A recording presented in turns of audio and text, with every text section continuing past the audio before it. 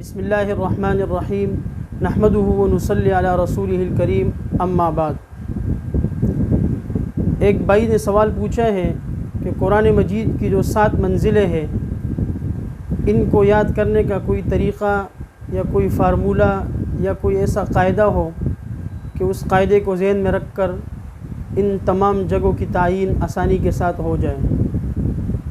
یعنی قرآن مجید کی 7 منزلیں ہیں جس کی ترتیب اس طرح ہے کہ پہلی منزل جو ہے وہ شروع ہوتی ہے سورہ فاتحہ سے سورہ مائدہ تک، اور دوسری منزل شروع ہوتی ہے سورہ مائدہ سے لے کر سورہ یونس تک، اور تیسری منزل شروع ہوتی ہے سورہ یونس سے لے کر سورہ بنی اسرائیل تک، اور چوتھی منزل شروع ہوتی ہے سورہ بنی اسرائیل سے لے کر سورہ شعراء تک، اور 5ویں منزل شروع ہوتی ہے سورہ شعراء سے لے کر سورہ صافات تک، اور 6ٹھی منزل شروع ہوتی ہے سورہ صافات سے لے کر سورہ قاف تک، اور 7ویں منزل کی ابتدا ہوتی ہے سورہ قاف سے لے کر سورہ ناس کے آخر تک۔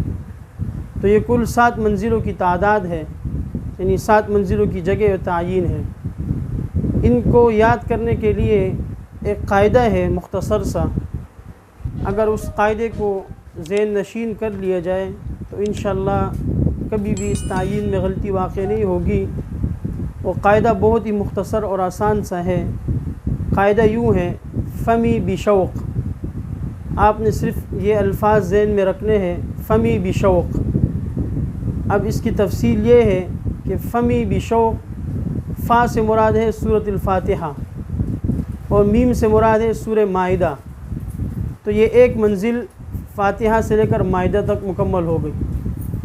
پھر میم سے مراد سورہ مائدہ تھی، اور یا سے مراد ہے سورہ یونس، تو سورہ یونس تک دوسری منزل پوری ہو گئی۔ اسی طرح یا سے سورہ یونس مراد ہے، پھر آگے ہے بشوق، تو با سے سورہ بنی اسرائیل مراد ہے، تو بنی اسرائیل تک 3 منزلیں پوری ہو گئی۔ اسی طرح با سے بنی اسرائیل آگے شین کا حرف آیا ہے اس قاعدے میں، شین سے مراد سورہ شعراء ہے، تو اس طرح یہ کل 4 منزلیں ہو گئی۔ آگے پھر شین سے مراد شعراء، آگے واو کا حرف آیا ہے، اس سے مراد والصافات ہے، یعنی سورہ صافات، تو یہاں تک 5 منزلیں ہو گئی۔ پھر والصافات سے لے کر قاعدے میں جو اگلا حرف ہے وہ ہے قاف، تو اس سے سورہ قاف مراد ہے، تو یہاں تک 6 منزلیں ہو گئی۔ پھر قاف سے سورہ قاف مراد سے لے کر آخر تک سورہ ناس تک، یہ کل 7 منزلیں ہو گئی۔